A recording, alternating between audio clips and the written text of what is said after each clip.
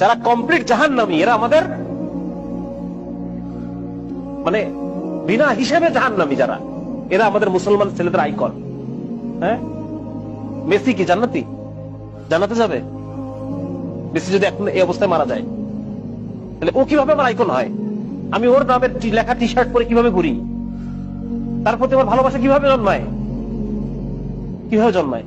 আমি তো মুসলমানের সন্তান। আমার আইডল হওয়ার কথা ছিল মুহাম্মদ রাসূলুল্লাহ সাল্লাল্লাহু আলাইহি ওয়াসাল্লাম।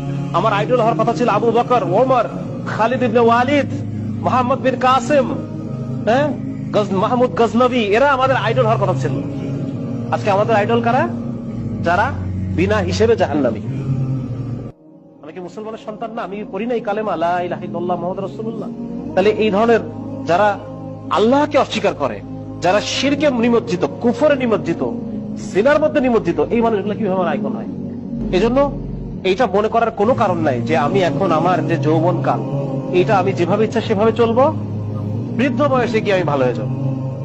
এটা যদি আমি মনে করি, আমি অনেক বড় ভুল করলাম। আমাকে এই দুনিয়া থেকে যে কোনো সময় চলে যাওয়া লাগবে। আমি যে কোনো সময় এই দুনিয়া থেকে যে কোনো সময় চলে যাবো।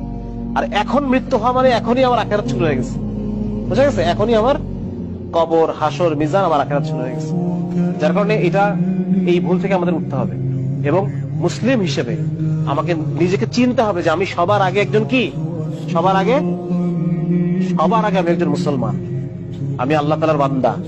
আর বান্দা মানে আমাকে আল্লাহ তাআলার প্রত্যেকটা হুকুম ফুলফিল করতে হবে, আল্লাহর আদেশগুলো আমার মানতে হবে।